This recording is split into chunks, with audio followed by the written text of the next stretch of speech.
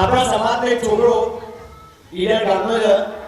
એના ગઈ વખતે આપણે એનાઉન્સ કર્યું હતું કે પિક્ચરમાં આવવાનું હોય. એનું પિક્ચરનું શૂટિંગ લગભગ પૂરું થઈ ગયું છે અને હવે આપણા જૂન મહિનામાં એનું બીજું પિક્ચર એક આવે.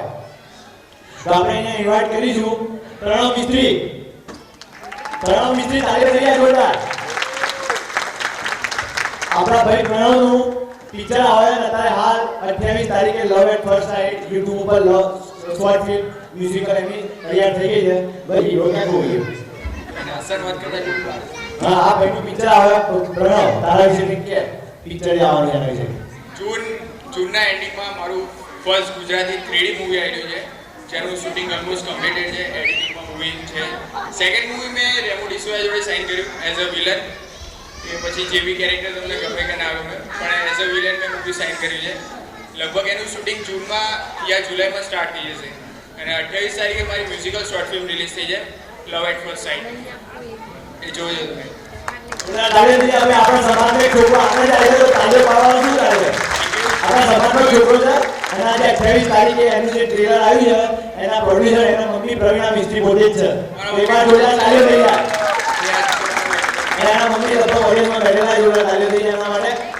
હા, અને મમ્મી અરે સોરી પ્રણવ, હું શું કહું, તું આગળ શું કરવાનો તારો પ્લાન છે?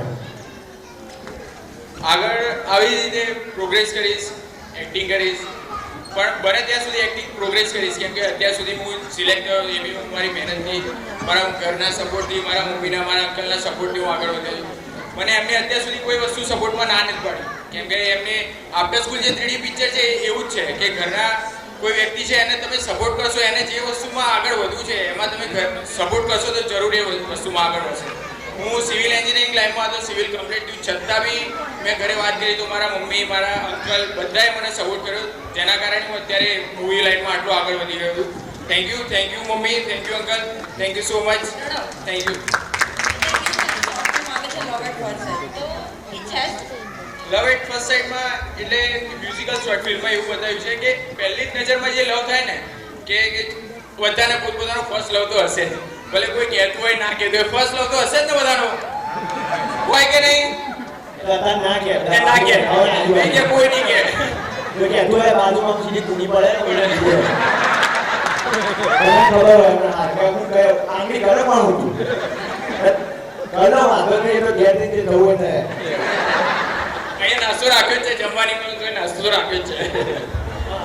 બીજું આ તો આમાં આવ્યો કેવી રીતે? આ ફિલ્ડમાં આવ્યો કેવી રીતે? આ ફિલ્ડમાં મેં ઘરે વાત કરી કે મને મૂવી લાઈનમાં ઇન્ટરેસ્ટ છે, તો સૌથી પહેલાં મારા મમ્મી અને મારા અંકલે કીધું કે એમને ડાયરેક્ટ અંદર એવી રીતે એન્ટ્રી ના મળે, કેમ કે સપોર્ટ વગર કોઈ વસ્તુ પોસિબલ નથી. અને ઘરેથી સપોર્ટ કર્યો કે નહીં તું એક્ટિંગ ક્લાસ કર પછી આગળ વધ, તો એના કારણે સૌથી પહેલાં મને એમને એક્ટિંગ ક્લાસ જોઈન કરાયા. એક્ટિંગમાં ગયો, પછી મેં ઓડિશન આપ્યું. લગભગ 7 થી 8 મૂવી માટે મેં ઓડિશન આપ્યું, ત્યારે હું સિલેક્ટ થયેલું. ડાયરેક્ટ મને મૂવી મળી ગયું એવું નથી, ઓડિશન આપીને હું સિલેક્ટ થયેલું. બીજું આ તો કહેવાય નહીં, આ ભાઈ સિવિલ એન્જિનિયર, મિકેનિકલ એન્જિનિયર અને આર્કિટેક્ચર, તેમ છતાં અમે આ પ્રોગ્રામ કરીએ એટલે એનો મતલબ એ નહીં કે ભણ્યા તો ભાઈ એમાં માથું નાખીને બેસી રહેવું. થોડું આપણે મેન્ટલી આપણે અલર્ટ રહો કે કંઈક સારું કરીએ, છોકરાઓ આગળ જાય. ભણવાની ના નહીં, ભણો 100% ભણો, અને છોકરાને જે આવડે તો એને 100% એને સપોર્ટ આપો કે ના ભાઈ તું આ બેટા કર, તું આમાં આગળ જઈ. ભણવાનું તો જોડે રાખજો, બરાબર? આ છોકરો તમારી સામે ઉદાહરણ છે, સિવિલ એન્જિનિયર અને એનું પિક્ચર, બરાબર? તો તાલે પાડે એમાં ફટાફટ.